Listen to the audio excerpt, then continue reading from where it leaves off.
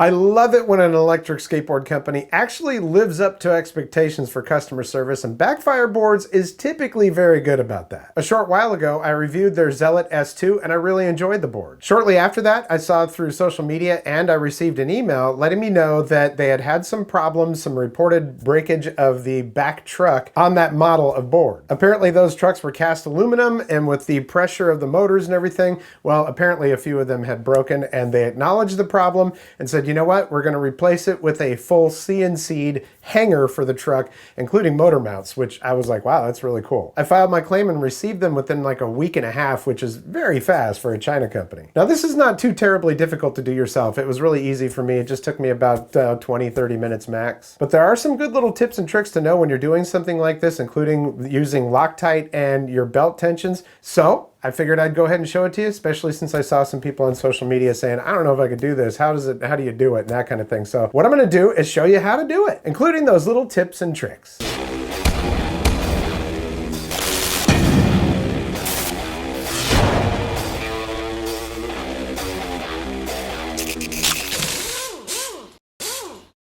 Welcome back, and welcome to my makeshift bench on the dining room table. Yeah, my wife loves that. So the first thing we're gonna do is we're gonna take off the wheels, then we've got to remove the bolts for the motors, and then we're gonna just pull the motors off. We're gonna set them down here on the board.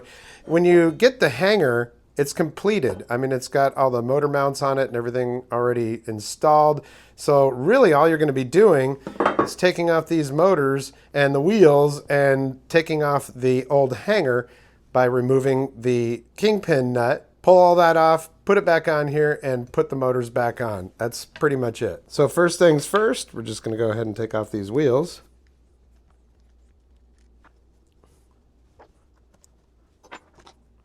Take off the belt. And do the same thing on the other side. Then you're going to want to get the appropriate size of Allen wrench. I like to use these because they've got a nice handle on them. Now they usually use some type of thread locker on motors, on mounts, so these are probably going to be a little bit difficult to pull off of there at first, and then you're going to use a little bit of this when you put it back together. Yeah, as you can see, you got to put some good pressure on that. Yeah, it's really on there. There we go. So you'll hear it pop like that, and then you can just pull these out. Okay, so we're gonna pull all four of those out. If you've got one that is particularly stubborn, because it looks like they use the white Loctite on these, so these are really on there, you can always use a torch and just hit that, and that will help to break up the Loctite stuff. Now these screws were pretty stubborn. Once all four of them are out, you just pull your motor over to the side like that. So as you can see, I've got both of these off of here now, and they're just sitting here on the deck. Next thing I'm going to do is remove that nut, which this would pretty much be the same process for changing out your bushings, except for you would not have to remove your motors. Take those off, and then this just lifts right out of there. Whoops. And try not to drop everything like I just did. There's your old one. Okay, we'll just hold those in place. Put this on. Boom. This on. And put that back on.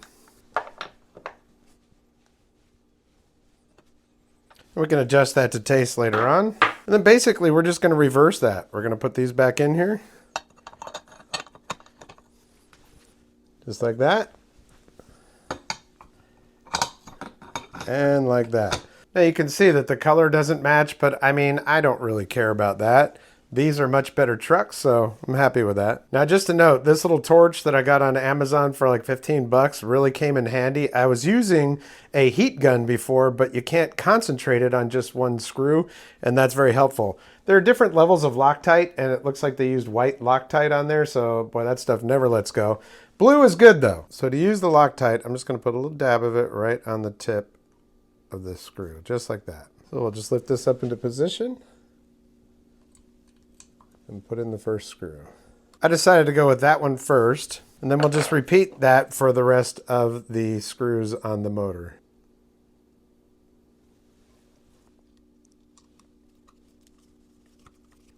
Now, I don't know about others, but what I like to do just to make sure that everything is going to line up, because you do want to adjust your motors for belt tension, is I just kind of assemble everything I've got that motor actually pretty tight right now. It looks like we're going to need to pull it back. So I just kind of like to get an idea first of where it needs to be. And it feels like it pretty much needs to be most of the way back. So we're just going to tighten that up and we'll see how that goes.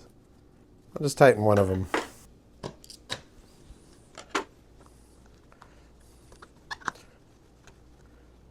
So once I have the wheel on there and I can see what the tension is going to be, that's way too loose. What we're going to do is I'm just going to pull this forward till that feels a little bit tighter.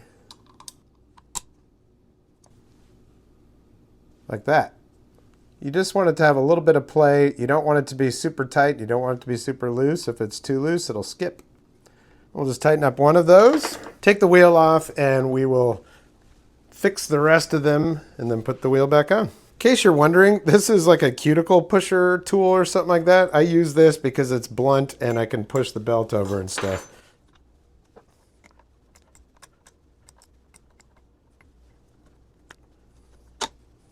So now that we know that those are good, we'll just tighten the rest of them up, put the wheel back on. And you do want these to be tight. Another reason why we put that Loctite on there. I just get them tight and then give it one extra little push.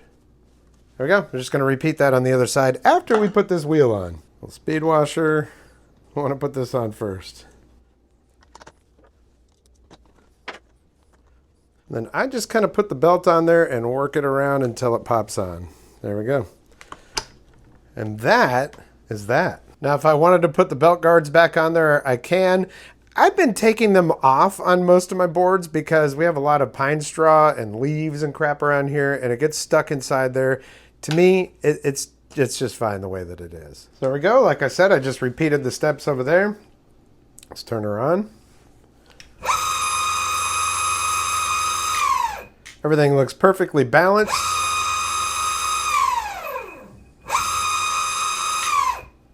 Very good. A couple of differences. When you look at these, they're very smooth. Let's just go ahead and zoom in here. See how smooth this is? This one, you can see it's got the marks on there from CNCing is what I'm guessing, or maybe that's just on there for a texture, but that is something I noticed. Of course, the color is different on them, as you see. And this one has this little, I guess, what does that say down there? FH or something like that? This one doesn't say anything on it. So definitely some upgraded trucks, and let me point this out. See that little hole right there? That's a little set hole. That's what sets the axle in there. You don't see that on these at all, and that is because these are not CNC'd. And there we go. So there you have it. It is not that difficult to do.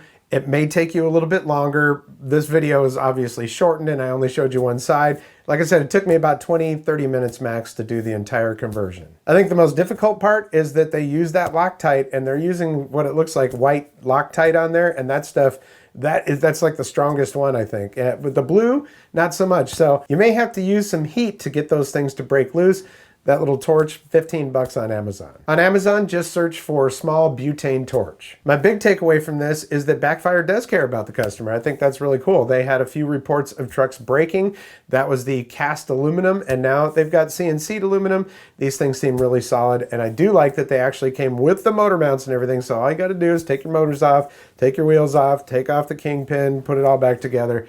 It really couldn't be much simpler. And e-skate is one of those things. It's not like you're just going to buy one and never have to do any maintenance on it. So I would probably learn a few things and you'll find it very helpful in the future. All right, just wanted to show you that. And I want to thank you so much for your support here on the channel. It's been around since 2013.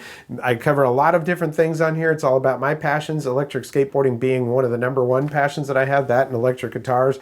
I do have stuff on here for that, solar power, solar generators and panels, e-bikes, e-scooters and more. So if you haven't checked out the rest of the content, please do. You might find something you like. As for this video, if you like what you see, hit the thumbs up. If you haven't subscribed yet, there's a red subscribe button down there and notification bell. If you click both of those, you'll get notifications when I upload new videos. If you're so inclined, there is a thanks button down there in case you want to throw a couple bucks my way to support the channel. It is not inexpensive to run these things between the things you got to buy to put on here, the lights, the cameras, you get the point. But what I'm most grateful for is your support, so thank you very much. Well, that's going to do it for this episode. We'll catch you next time on the Vapor Trail channel.